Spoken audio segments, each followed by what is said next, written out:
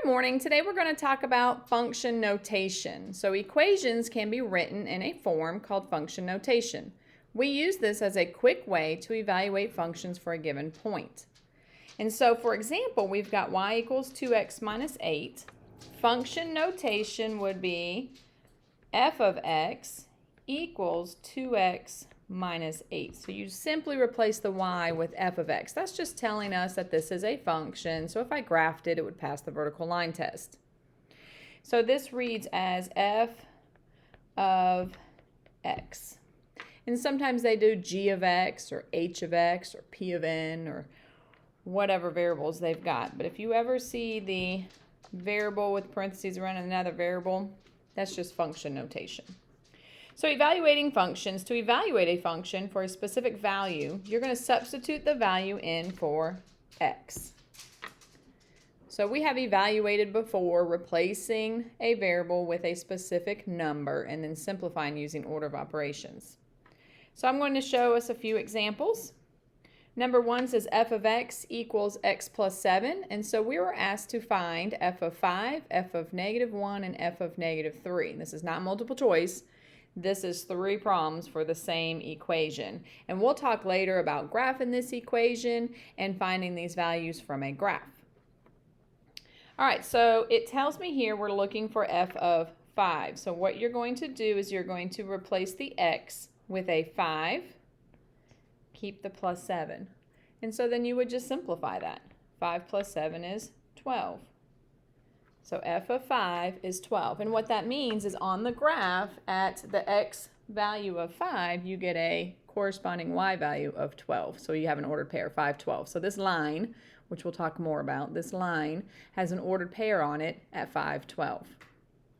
Letter B, same number 1 here. Letter B, we're going to plug in this time negative 1 for the x. So it looks like negative 1 plus 7, and you get 6.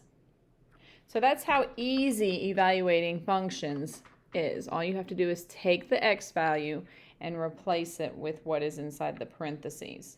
So this is negative 3 plus 7, which is 4. That's how you evaluate a function. Number 2, they've called the next function g of x. So if you want to, you can pause the video and plug in these values and see what you get. And then unpause it and see if you are correct. So again, I'm going to replace the x with a 1 this time. New equation because it's a new function. So 3 times 1 is 3. Take away 8 is negative 5. The next option here is 3 times negative 3 minus 8. And again, all I'm doing is taking each of these numbers that are inside the parentheses and replacing it for that x. Replacing the x with it. All right, so this is going to be 3 times 0 minus 8. Oh, and I didn't even solve b. Let's go back to b. So we have 3 times negative 3 is negative 9. Negative 9 minus 8 is negative 17. C, you plugged in a 0. 3 times 0 is 0. Take away 8 is negative 8. And again, you can use a calculator if you need to. You can just type that straight into the calculator and it'll do all the work for you. You might need one on this next part, these little fractions here. Some of us are very good at fractions and some of us not so much. So h of x, just another notation for a function. 2/3 times negative 3 minus 1. 2/3 times negative 3 is negative 2. Negative 2 take away 1 is negative 3. And we plug in a 0 for the next problem. So 2/3 times 0 minus 1. 2/3 times 0 is 0. Take away 1 is negative 1. Plug in a 9. 2/3 times 9. I forgot my minus 1. I was getting all excited about the fraction there. Minus 1. There we go. So I can reduce that. So that's 2 times 3 is 6. Take away 1 is 5. And again, you can use a calculator to help you simplify. Number 4, we have f of x equals x squared minus x. So I have 2 x places I have to plug in. And I'm going to put parentheses because I have a negative number. It's always a good idea to put parentheses around what you're plugging in anyways, like I have been doing. So negative 4 squared is 16. That negative minus 4 becomes a plus 4. So 16 plus 4 is 20.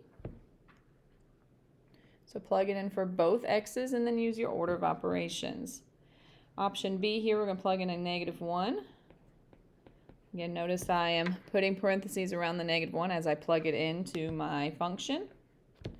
So I have -1 squared is 1, a minus and negative is a plus, so that equals 2.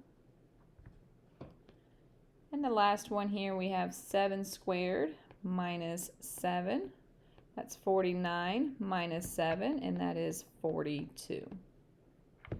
And that is how you simplify a function given the value. So I would like for you guys to go through and do number 5 and 6 and see if you get the correct answers. Okay, so you can pause the video and then you can come back and see if you get the correct answers. And I'm going to plug this into my calculator just to give an answer. So you can unpause it and check your answers. But all you have to do, remember, is to put parentheses around the values. All right, so I say 3 times -4 squared plus 7. So I just put that straight in my calculator and I got 55. Next one is 3 times -2 squared plus 7, and I got 19. And C, I get 3 times 0 squared plus 7, and I get 7. So how did you guys do? Did you get them right? All right, number 6. I do want to talk about number 6 because of that -x squared. I've mentioned this before in class. That's a -1. So when you go to replace this, put -1 and then your x, which in this case they want -3. Don't forget your squared. Plus 6 times -3 minus 4. Because if you forget that -1 up front, okay, you want to make sure you put that -1 up front. If you forget it, you're going to get a wrong answer. So now you can just plug this into a calculator, or you can use order of operations correctly, and you should get -31. So again, got that -1 up front, plugging in -1 for my x. Don't forget your squared. I have another x that needs to be replaced with a -1, and then keep that -4. So in my calculator, I have -1 times -1 squared plus 6 times -1 minus 4. And you want to make sure that you put that correctly into the calculator if that is what you're using to make sure you get a correct answer. The next one, don't forget that -1 up front. We're replacing this time a 5 in for the x. Don't forget your squared. 6 times x is now 5 minus 4. And again, another great calculator you can use is Desmos.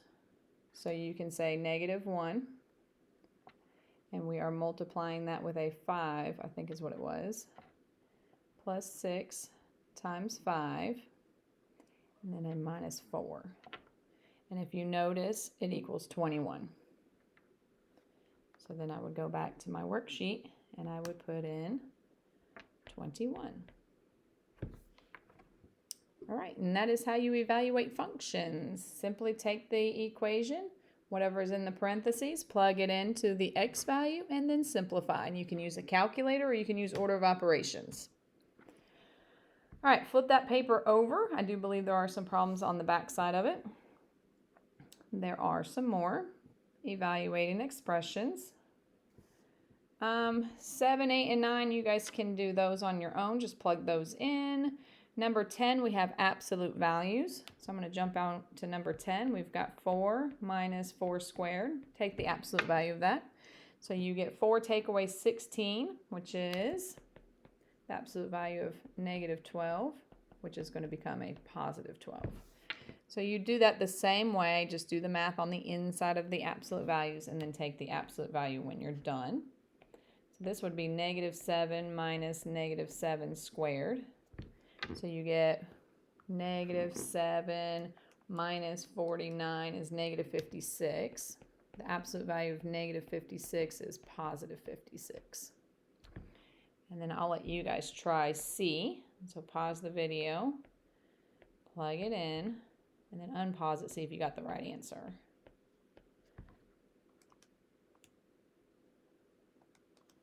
So it looks like -12, which is +12. Did you get the right answer? All right, good job if you did. All right, number 11 is a word problem. So here they've given you the function. So anytime you're given a word problem, look for the equation in the word problem. And it wants to find h of 46. So all you're going to do is take the 46 and replace it for that x. So you end up with 61.41 plus 2.32 times 46. And you can go to your handy dandy calculator, or you can pull up Desmos. Let me find my Desmos here. Get rid of that problem we did and do 61.41 plus 2.32 times 46. And you get 168.13. I'll come back to my answer here and you get 168.13. So they're just talking about the length of bones in human skeletons. They can use that to estimate the height of the living person. So they found a bone of a femur, and they can figure out that the female that the femur came from is 168 inches tall. So what does this mean? That means that the female that they found the bone for is estimated to be 168 inches tall. Oh, that's centimeters, so not inches, excuse me. Let me erase my inches. Might help if I read the problem first. Always read your problem first. All right, so to estimate the height in centimeters of a female with a femur length of x, this equation can be used. So female height is estimated to be 168.13 centimeters. That's what that value means. Number 12, you're going to have some like this on your Delta Math. You'll have a bunch like the ones before this. I don't think there's any word problems on there. Darn. But you will have a graph, and they're going to ask you to find the value of each. I have this extra line in here. So what you do, remember, these are x values. Okay, all these numbers are your x values that are inside the parentheses. So if you take a look at your x-axis, which is the horizontal axis, you're going to find these values and then go either up or down to the curve to figure out where your y value is that coordinates with that. So let's take a look at -4. 1, 2, 3, 4 to the left. And so here I am on my x-axis at 4. So I don't go down because the curve is not down there, it's up. So if I go up until I touch that curve, I ask myself, what is that y value? So I go over to my y-axis, and that y value is 2. So when x is -4, my y value is 2. Okay, so let's do that again with another problem. Still looking at my x-axis here. If it helps, you can highlight that y value too so you can actually see the axes a little better. So now we're going to go x at 0. So if I go to 0, I am on the curve at that point. So what is the ordered pair? It's 0, 0. So my y coordinate is 0. Because really what you have here is an ordered pair. -4, 2. The ordered pair here is 0, 0. So that's what that means. They're giving you the x. The question is, what is the y coordinate of that vertex? So 2, if I go over to the right 2 to find that point on the curve, I went over to the right 2, and then to get to that point I had to go down. So the ordered pair is 2, what? That looks like a -2. So the ordered pair would be 2, -2. All right, this time I'm going to go to 5. So let me erase this. So now I'm going to go to 5. To the right, 1, 2, 3, 4, 5. And I had to go down to find the curve. And I only went down 1 unit, so that's a -1. Okay, so that is how you find the point on a graph. You just go to the x and then either go up or down till you're on the curve. And however many units you go up or down is the answer. All right, so that is your Thursday assignment. Make sure you fill in those notes. Make sure you complete number 7, 8, and 9. and then go to Delta Math and then do those evaluating functions. Now there will be some, I forgot to add this little tidbit here, so you might want to take some good notes here. So you should have paper nearby. I will add that they will give you something like f of x equals 3x plus 1. And they're going to tell you that f of x equals 4. And they're going to ask you to solve the equation. I think it's the second to the last set of problems on Delta Math. So this is backwards. They haven't given me x this time. They gave me f of x. So what do? You take the f of x and you plug it in for f of x this time. Don't plug it in for x, because I don't know what x is. That's what we're looking to find. So now my equation is 4 equals 3x plus 1. So if you see where they tell you f of x equals, plug that in for f of x. Don't plug it in for x. So now I'm ready to solve. I'm going to subtract my 1. So 3 equals 3x. I'm going to divide by 3, so x equals 1. Okay, so I'll do another example. So let's take a look at another example. We're going to have f of x equals 1/2 x minus 4. And they're going to tell you that f of x equals, I want to pick something that's going to be good. So give me just 1 second here to find a good number. We'll do -5. Why not? All right, so this time, again, I'm not going to plug -5 in for x because it does not say f of -5. Okay, so make sure you understand the difference there. So this is not going to go in for that x. Instead, I need to take this -5 and plug it in for f of x. This whole thing gets replaced with an f of x, and it goes away and replaces with a 5. All right, so my equation is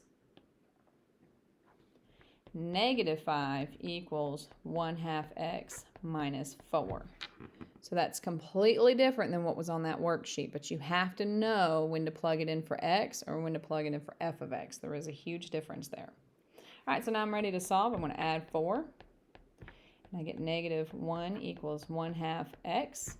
And we talked about how to get rid of a fraction. How do we get rid of a fraction? You tell me. That's right, you're going to multiply by the denominator.